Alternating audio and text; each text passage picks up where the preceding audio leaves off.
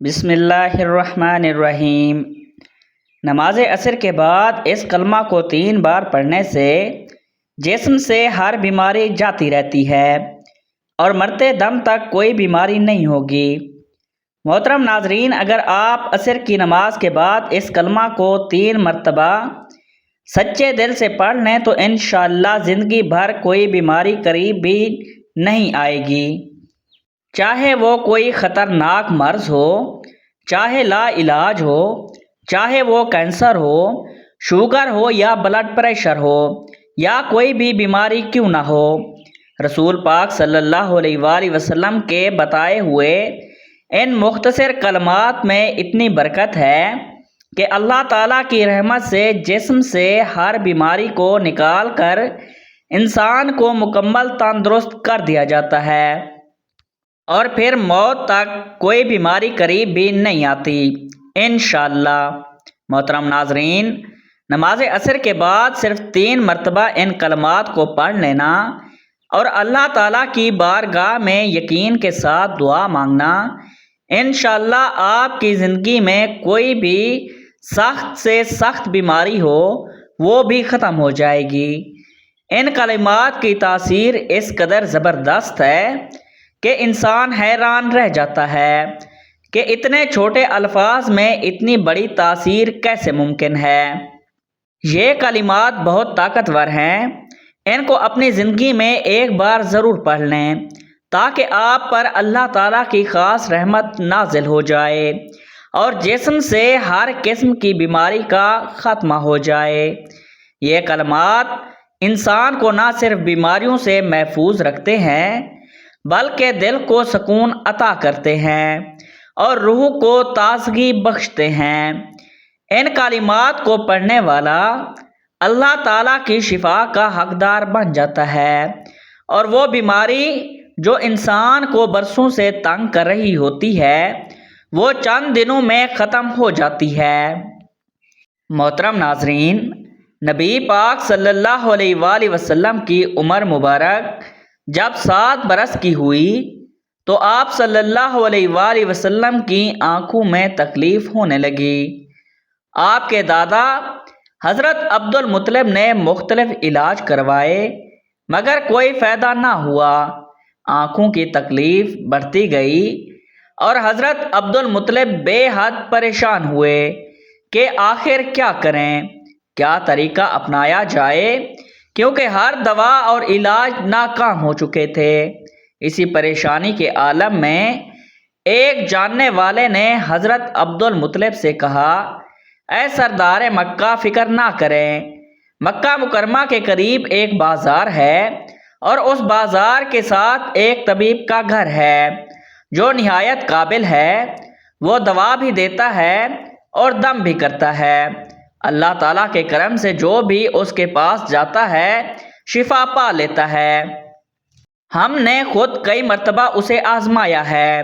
حضرت عبد المطلب نے جب یہ سنا تو دل خوش ہو گیا اور فوراً نبی پاک صلی اللہ علیہ وآلہ وسلم کو لے کر اس طبیب یعنی رہب کے پاس روانہ ہو گئے۔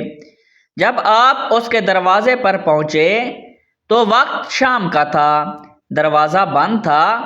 حضرت عبد المطلب نے وہاں موجود لوگوں سے اس رہب کے بارے میں پوچھا تو سب نے بڑی تعریف کی اور کہا کہ راہب کے ہاتھ میں بہت شفا ہے، جو بھی مریض اس کے پاس جاتا ہے دوا بھی ملتی ہے اور دم بھی ہوتا ہے، اللہ تعالیٰ کے کرم سے وہ تندرست ہو کر لوٹتا ہے۔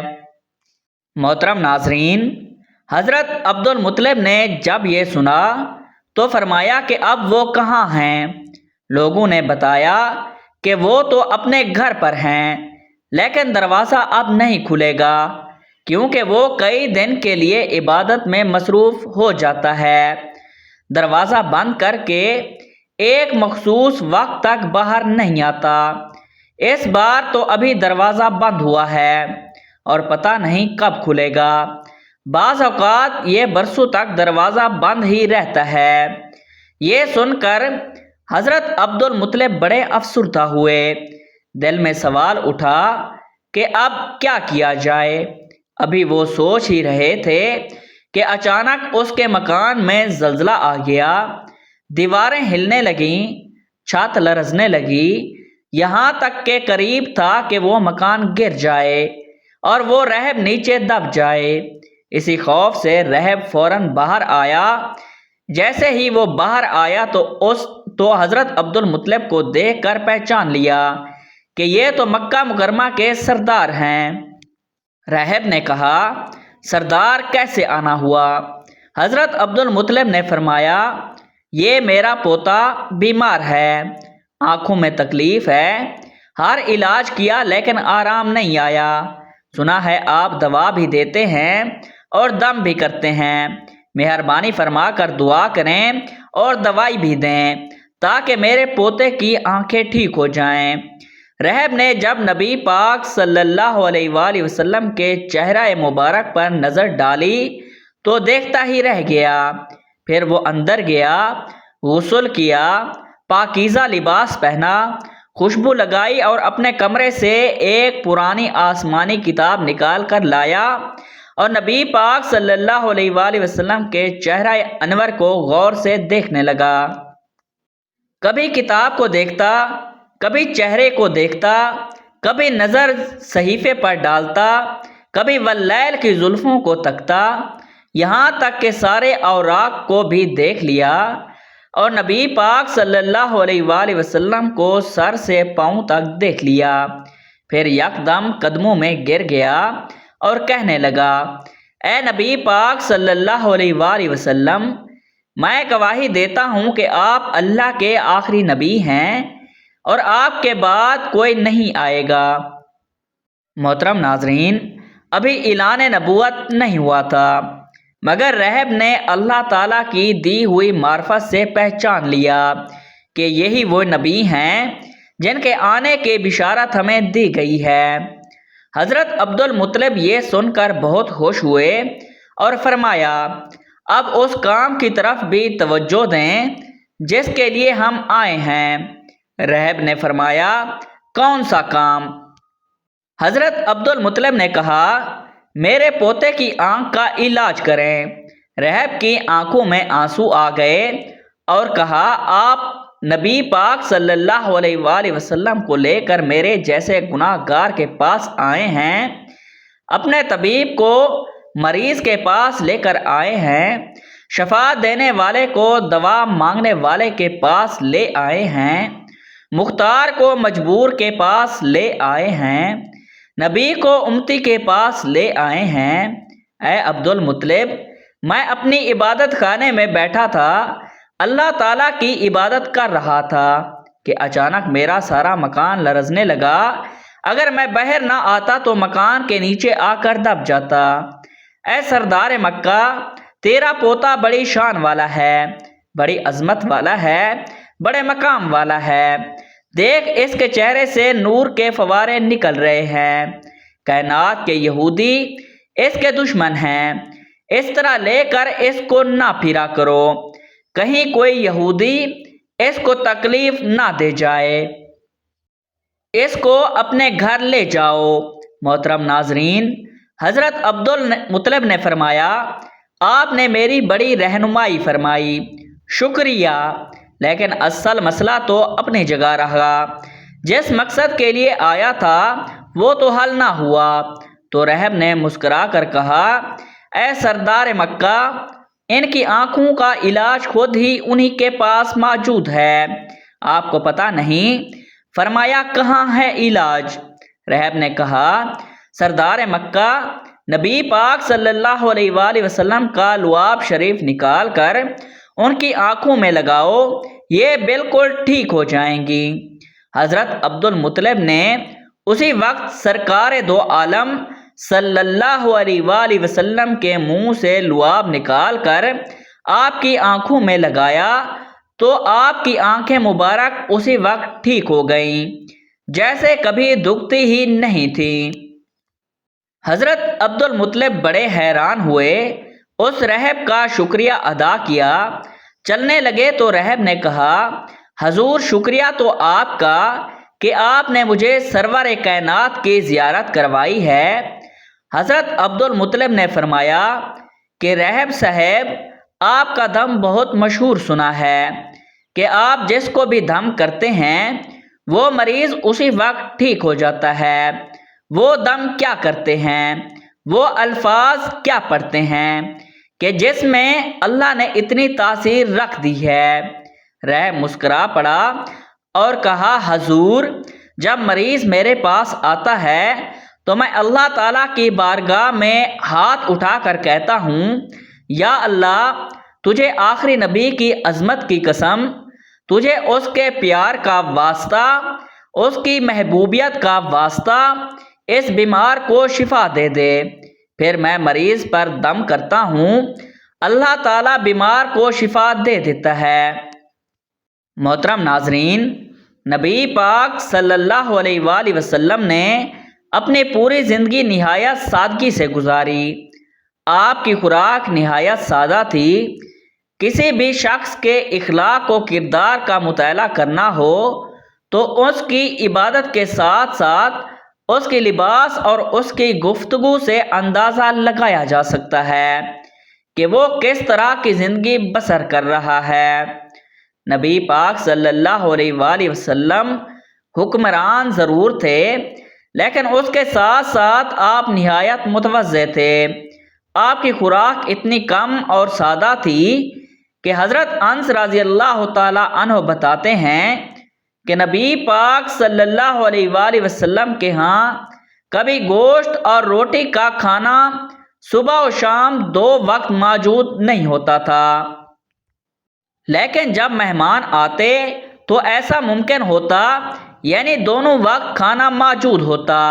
مہمانوں کے حوالے سے نبی پاک صلی اللہ علیہ وآلہ وسلم کی تعلیمات کو پڑھ کر آگے بڑھتے ہیں۔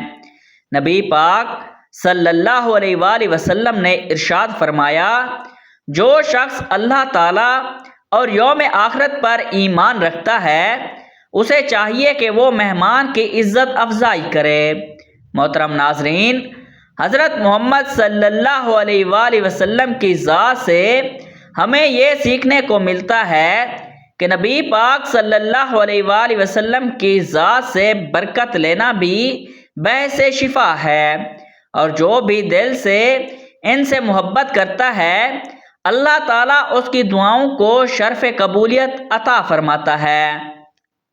اس سے بھی نبی پاک صلی اللہ علیہ وآلہ وسلم کا اخلاص معلوم ہوتا ہے۔ نبی پاک صلی اللہ علیہ وآلہ وسلم مہمانوں کی بہت زیادہ عزت کرتے تھے۔ ام المومنین حضرت عائشہ صدیقہ رضی اللہ تعالی عنہا فرماتی ہیں کہ آل محمد صلی اللہ علیہ وآلہ وسلم نے کبھی لگاتار 2 دن جو کی روٹی سیر ہو کر نہیں کھائی، حتیٰ کہ نبی پاک صلی اللہ علیہ وآلہ وسلم وصال پا گئے۔ حضرت عائشہ صدیقہ رضی اللہ تعالی عنہا سے مروی ہے، ایک دوسری روایات میں ہے کہ جب سے نبی پاک صلی اللہ علیہ وآلہ وسلم مدینہ منورہ تشریف لائے، آل محمد نے کبھی مکمل 3 راتیں جو کی روٹی سیر ہو کر نہیں کھائی۔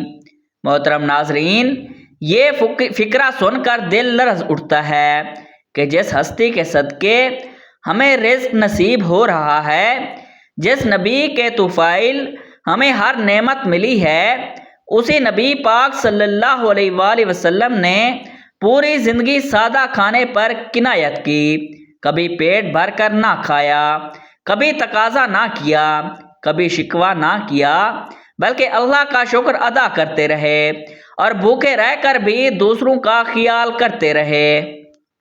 نبی پاک صلی اللہ علیہ وآلہ وسلم کی سیرت میں ہمیں صبر بھی ملتا ہے، کنایت بھی ملتی ہے، برداشت بھی اور عاجزی کا سمندر بھی۔ ہمیں وہ لمحات بھی یاد آتے ہیں جب کئی دن گھر میں چولہا نہیں جلتا تھا۔ حضرت عائشہ صدیقہ رضی اللہ تعالی عنہا فرماتی ہیں کہ کبھی 3 دن مسلسل گھر میں کھانا پکا ہی نہیں، اور اگر کچھ ہوتا بھی تو صرف کھجور اور پانی پر گزارا ہوتا۔ نبی پاک صلی اللہ علیہ وآلہ وسلم کو جب کچھ عطا کیا جاتا تو وہ خود اپنے لیے بچانے کی بجائے امت پر لٹا دیتے، کبھی کسی فقیر کو خالی ہاتھ نہ لوٹاتے، کبھی کسی حاجت مند کو مایوس نہ کرتے۔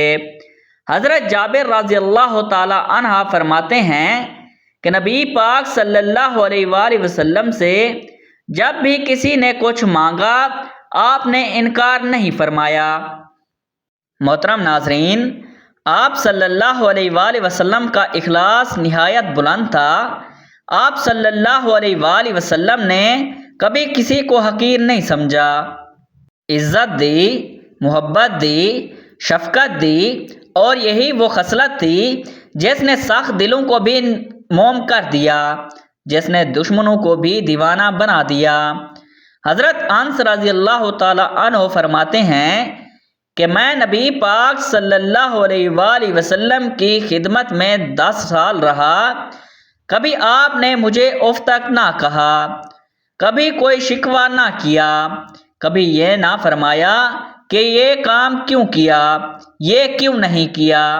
نبی پاک صلی اللہ علیہ وآلہ وسلم کا چہرہ مسکراتا، نرم لہجہ، نرم مزاجی اور محبت بھرا انداز آپ کی ہر بات کو دل میں اتار دیتا تھا۔ محترم ناظرین، جب ہم نبی پاک صلی اللہ علیہ وآلہ وسلم کے ان اوصاف کو پڑھتے ہیں تو ہمیں اپنی زندگی کا محاسبہ کرنا چاہیے کہ ہم کتنے خود غرض ہو چکے ہیں۔ ہم ذرا سی بات پر لڑ پڑتے ہیں، ذرا سا مال آنے پر فخر میں آ جاتے ہیں، اور جب نعمتیں کم ہو جائیں تو شکوے شروع ہو جاتے ہیں۔ لیکن نبی پاک صلی اللہ علیہ وآلہ وسلم نے تو ساری زندگی ایک معمولی بستر پر گزار دی۔ ایک روایات میں آتا ہے کہ حضرت عمر رضی اللہ تعالی عنہ جب نبی پاک صلی اللہ علیہ وآلہ وسلم کے حجرہ مبارک میں داخل ہوئے تو آپ صلی اللہ علیہ وآلہ وسلم ایک کھجور کی چٹائی پر آرام فرما رہے تھے۔ چٹائی کے نشان جسم مبارک پر نمایاں تھے۔ حضرت عمر کی آنکھیں نم ہو گئیں۔ عرض کیا، یا رسول اللہ صلی اللہ علیہ وآلہ وسلم، کیس و کسرا ریشمی بستروں پر ہیں اور آپ صلی اللہ علیہ وآلہ وسلم اس چٹائی پر آرام فرما رہے ہیں۔ آپ صلی اللہ علیہ وآلہ وسلم نے مسکرا کر فرمایا، عمر، کیا تم یہ نہیں جانتے کہ ان کے لیے دنیا ہو اور ہمارے لیے آخرت؟ یہی وہ سبق ہے جسے ہمیں اپنی زندگی کا حصہ بنانا ہے۔ ہم دنیا کے مال پر نہ اترائیں، نہ کسی کو حقیر جانیں، نہ کسی سے بے رخی کریں، بلکہ عاجزی اختیار کریں، شکر کریں، کنایت کریں اور محبت بانٹیں۔ محترم ناظرین، اگر نبی پاک صلی اللہ علیہ وآلہ وسلم بھوکے رہ کر بھی مسکراتے تھے تو ہمیں بھی اپنی چھوٹی چھوٹی محرومیوں پر شکایت نہیں کرنی چاہیے۔ اگر نبی پاک صلی اللہ علیہ وآلہ وسلم نے کبھی کسی سے بدلہ نہیں لیا تو ہمیں بھی معاف کرنا چاہیے۔ اگر نبی پاک صلی اللہ علیہ وآلہ وسلم نے سب سے زیادہ دوسروں کی فکر کی تو ہمیں بھی دوسروں کے لیے جینا سیکھنا چاہیے۔ یہی سیرت طیبہ ہے، یہی اصل مقام ہے، یہی اصل عشق ہے کہ ہم نبی پاک صلی اللہ علیہ وآلہ وسلم کی زندگی کو پڑھیں، سمجھیں اور اپنائیں۔ ارشاد فرمایا، میرا دنیا سے کیا تعلق؟ دنیا میں میری مثال تو اس مسافر جیسی ہے جو تھوڑی دیر کے لیے کسی درخت کے سائے تلے ٹھہرتا ہے، پھر اسے چھوڑ کر اپنا راستہ لیتا ہے۔ اگر ہم رسول پاک صلی اللہ علیہ وآلہ وسلم کی حیات طیبہ پر نظر ڈالیں تو معلوم ہوتا ہے کہ آپ کی زندگی ہر پہلو سے سادگی کی تصویر تھی۔ آپ صلی اللہ علیہ وآلہ وسلم نے نہ صرف اپنی زندگی سادگی سے گزاری بلکہ اپنے صحابہ کی تربیت بھی اسی انداز میں کی کہ دنیا کی بے وقتی کو خوب واضح کیا۔ آئیے دیکھتے ہیں اللہ کے رسول نے صحابہ کرام کی تربیت کیسے فرمائی۔ حضرت جابر رضی اللہ تعالی عنہ فرماتے ہیں کہ حضور نبی کریم صلی اللہ علیہ وآلہ وسلم مدینہ سے آتے ہوئے بازار سے گزرے۔ آپ کے ارد گرد بہت سے صحابہ کرام تھے۔ آپ ان کے ہمراہ تشریف لے جا رہے تھے کہ راستے میں مرا ہوا بکری کا ایک بچہ پڑا تھا جس کے کان چھوٹے تھے۔ آپ نے اس کا کان پکڑا اور فرمایا، ساتھیو، تم میں سے کون ہے جو اسے 1 درہم میں لینے پر راضی ہو؟ صحابہ نے عرض کیا، یا رسول اللہ صلی اللہ علیہ وآلہ وسلم، 1 درہم تو ہم بہت بڑی بات ہے، ہم تو 1 پیسے میں بھی لینے کو تیار نہیں، اور اسے لے کر کریں گے کیا؟ اب طے ہوا، کیا تم اسے مفت لینے کے لیے تیار ہو؟ صحابہ کرام نے عرض کیا، یا رسول اللہ صلی اللہ علیہ وآلہ وسلم، اگر یہ زندہ ہوتا تب بھی یہ عیب دار شمار ہوتا، کیونکہ اس کے کان چھوٹے ہیں، اب تو یہ مرا ہوا ہے۔ ناظرین محترم، دیکھیے اللہ کے رسول صلی اللہ علیہ وآلہ وسلم دنیا کی بے ثباتی اور کم حیثیت کو کس انداز میں بیان فرما رہے ہیں۔ آپ صلی اللہ علیہ وآلہ وسلم نے ارشاد فرمایا، اللہ کی قسم، اللہ تعالیٰ کے نزدیک دنیا اس مردہ بچے سے بھی کم حیثیت رکھتی ہے۔ پھر ایک اور موقع پر دنیا کی حیثیت ان الفاظ میں بیان فرمائی، اگر دنیا اللہ کے نزدیک مچھر کے پر کے برابر بھی حیثیت رکھتی تو وہ کسی کافر کو اس میں سے پانی کا 1 گھونٹ بھی نہ دیتا۔ محترم ناظرین، جان لیجئے یہ کلمات بہت بابرکت ہیں، بالکل اسی طرح جیسے یہ دن بابرکت والا ہے اور رحمت والا ہے۔ اللہ پاک نے ان کلمات میں بہت زیادہ شفا رکھی ہے۔ جو بھی شخص کسی ایسی بیماری میں مبتلا ہو جس کا وہ بار بار علاج کروا کر تھک چکا ہو اور اب بھی اسے شفا نہ مل رہی ہو، وہ ان کلمات کو ضرور اپنائے۔ انشاءاللہ اللہ پاک اسے ہر بیماری سے نجات عطا فرمائے گا۔ وہ کلمات یہ ہیں، سبحان اللہ العظیم وبحمدہ، لا حول ولا قوت الا باللہ العلی العظیم۔ آپ نے ان کلمات کو نماز عصر ادا کرنے کے فوراً بعد 3 مرتبہ پڑھنا ہے، لیکن ان سب سے پہلے اول و آخر 1 مرتبہ درود پاک پڑھنا ہے، اور اس کے بعد تعوذ اور تسمیہ، یعنی اعوذ باللہ من الشیطان الرجیم، بسم اللہ الرحمن الرحیم بھی پڑھ لینا ہے۔ اس کے بعد یہ کلمات 3 مرتبہ ادا کرنے ہیں۔ جب یہ 3 مرتبہ مکمل ہو جائیں تو پھر آپ نے لا الہ الا اللہ کی 1 تسبیح مکمل کرنی ہے، یعنی اس کو انگلیوں پر گن کر یا تسبیح کے دانوں پر پورے 100 مرتبہ پڑھنا ہے۔ جب آخری دفعہ پڑھیں تو ساتھ محمد رسول اللہ پڑھیں تاکہ آپ کی تسبیح پوری ہو جائے۔ جب یہ تسبیح مکمل ہو جائے تو آخر میں دوبارہ اتنی ہی مرتبہ درود پاک پڑھ لینا ہے جتنی بار آپ نے ابتدا میں پڑھا تھا۔